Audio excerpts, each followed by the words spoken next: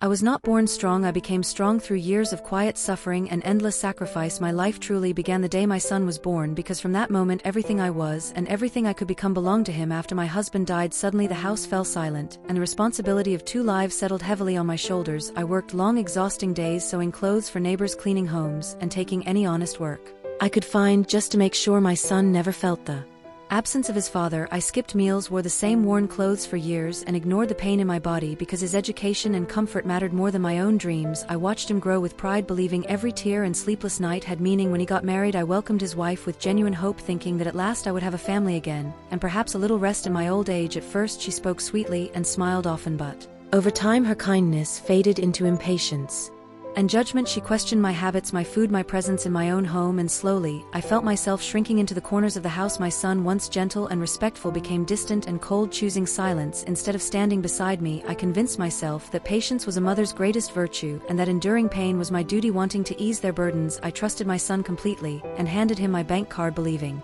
family could never betray family, unaware that this small act of trust would soon turn my world upside down. The day everything changed began like any other ordinary day, and that was what hurt the most. I went out early to buy groceries, carrying a small bag and even smaller hopes, thinking only about finishing my chores and returning home quietly. When I came back, I stopped in a hallway because I heard voices coming from the kitchen. My son's voice sounded different, colder, sharper, filled with a pride I did not recognize. He said, "Good, I canceled her card now. She will have to beg." Hearing those words felt like my chest had been crushed. I realized with horror that he was talking about me. His wife laughed softly, approvingly, as if this was a clever victory. They spoke about my money, my dependence, and my helplessness, as if I were not a living, breathing human being, but a problem to be managed. In that moment, I understood that they believed they had power over me, that by cutting off my access to my own savings they could force me to lower my head and ask for mercy. I stood there frozen, unable to move as memories of my sacrifices flashed through my mind. Every night I stayed awake, every tear I swallowed, every dream I buried for my son. My hands began to shake, and the grocery bag slipped from my fingers, but I did not make a sound. I walked quietly to my room and sat on the edge of the bed, feeling smaller than I ever had before. That night no one asked if I had eaten, no one spoke to me, and I lay awake staring at the ceiling, realizing that the home I once built with love had turned into a place where my dignity no longer existed. Yet deep inside, beneath the pain and betrayal, something stirred, a silent strength that whispered this was not the end, but the beginning of a choice I would soon have to make. The morning after that night felt heavy, as if the air itself was pressing down on my chest. I woke up before sunrise, listening to the house that no longer felt like mine, and for the first time I allowed myself to see the truth clearly. I had been patient, not because patience was noble, but because I was afraid of being alone. I moved through the day, quietly noticing how invisible I had become. No breakfast was offered, no questions were asked, and my presence seemed to disturb the peace they had created for themselves. Sitting alone, I began to remember the woman I used to be before grief and responsibility reshaped me. I remembered surviving after my husband's death, when everyone said I would fail. I remembered earning every coin with my own hands, and I realized that strength had never left me, it had only been buried under years of silence. I searched through my old belongings and found a worn notebook where I once recorded my earnings and savings, and inside it was a detail even my son did not know about: a small fixed account my husband had opened long ago in my name. That discovery felt like a quiet miracle. I did not confront anyone, I did not argue or cry, I simply made a decision. Later that day I left the house without explanation and walked to the bank carrying nothing but my identity and my resolve. The staff treated me with respect and helped me regain access to what was rightfully mine, and as I signed the papers my hands stopped trembling for the first time in days. Walking out of the bank I felt a strange calm, as if I had reclaimed more than money. I had reclaimed a piece of myself that had been taken without my consent. I did not return home immediately after leaving the bank because something inside me had shifted and I needed space to think clearly. I walked through familiar streets, seeing my life from a new distance, realizing how much of myself I had given away in the name of love. For years I believed that a mother's sacrifice should be endless and invisible, but now I understood that sacrifice without respect slowly turns into self-destruction. I found a small, modest room for rent, nothing fancy but clean and peaceful, and for the first time in a long while I felt safe there. I moved in quietly, taking only my clothes and a few memories, and no one tried to stop me or even asked where I was going. That silence spoke louder than any argument. I began working again, sewing clothes and cleaning homes just like I had years ago, but this time every effort felt different because it was for my own survival, not for approval. My health slowly improved, my sleep became deeper, and my mind clearer. Each day I grew stronger while my son waited for a call that never came. He believed I would eventually return, broken and begging, but instead I was rebuilding myself piece by piece, without anger, without revenge, and without hate. I chose dignity over dependence, and that decision became the foundation of everything that followed. Days turned into weeks, and each day I discovered a new strength within myself. I learned to enjoy small victories like earning my own money, preparing my own meals, and sleeping peacefully without fear of judgment. My neighbors began to notice me. They greeted me with smiles and respect, and some even sought my advice on matters of their own lives. It felt strange at first to be treated as an independent woman, rather than someone to be pitied or controlled. I started walking in the park in the mornings, feeling the sun on my face and realizing that life still had beauty even after betrayal. I also began writing in my notebook again, recording my thoughts, my goals, and my experiences, as if I were speaking to the younger version of myself who never believed she would survive. I felt proud for the first time in years, not because of my son or anyone else, but because I had chosen to rise above cruelty and reclaim my life. Every small task became an act of rebellion against the idea that age and family should define my worth. I began planning for the future, thinking about saving money, traveling to places I had only dreamed of seeing, and maybe helping other women who felt trapped in homes that were no longer safe. Slowly, the news of my absence reached my son and daughter-in-law, and I could sense their confusion and frustration. They expected fear or tears, but instead I had created a quiet power that neither of them anticipated, and that realization gave me a deep sense of peace.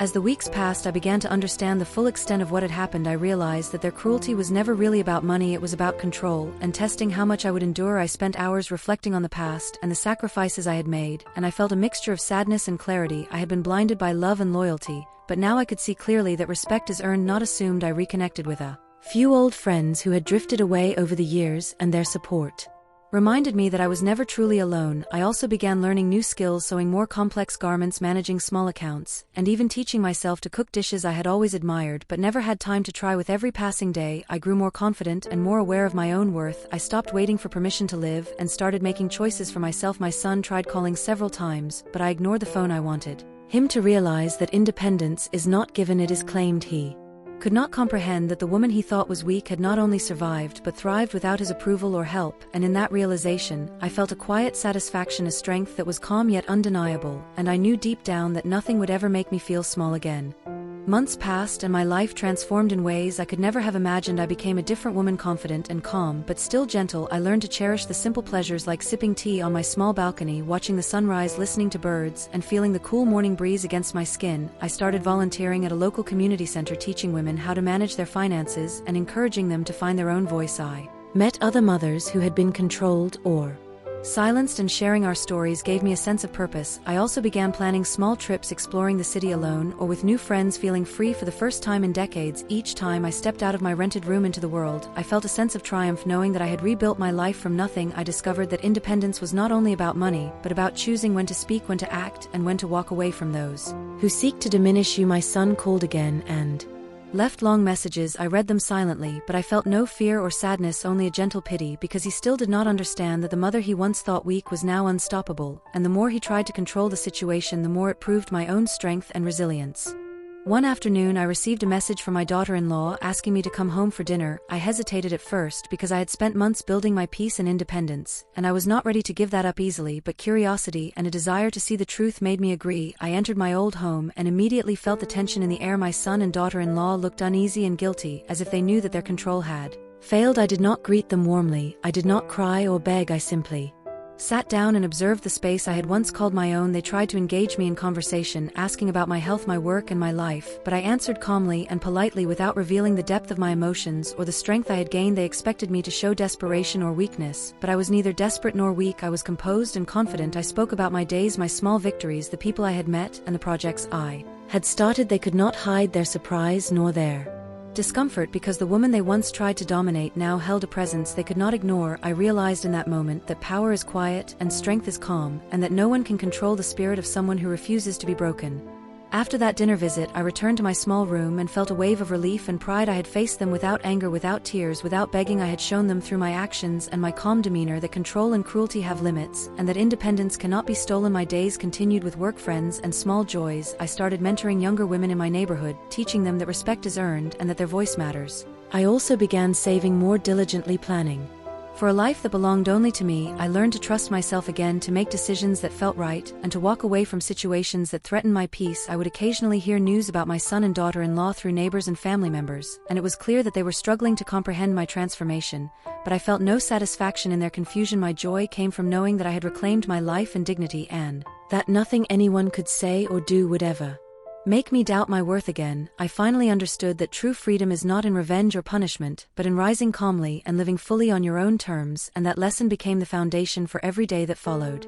Time passed and I became unrecognizable even to myself in the best possible way. I had built a life that was mine alone, filled with dignity, independence, and quiet happiness. I no longer measured my worth by the approval of my son or anyone else. I had discovered a strength that was calm, unwavering, and unstoppable. I continued my work helping women in the community, sharing my story, and guiding them to stand tall even when the world tried to belittle them. One evening I received a call from my son, his voice trembling and softer than I had ever heard. I listened silently as he admitted his mistakes, his greed, his cruelty, and the ways he had underestimated me. I did not rejoice in his guilt. I did not let anger or bitterness consume me. I simply told him that life is a teacher, and sometimes we learn the hardest lessons the hardest way, and that I had learned mine with patience, courage, and resilience. Then I hung up, and for the first time in years, I truly felt free. I stepped onto my small balcony, feeling the wind brush against my face, and I smiled, knowing that no one could ever take my independence, my pride, or my peace. I had faced betrayal, endured humiliation, and reclaimed my life from the very people who thought they controlled me. I realized that the greatest revenge is not in breaking others, but in rising higher than they ever imagined. I had turned heartbreak into strength, loneliness into freedom, and cruelty into the fuel that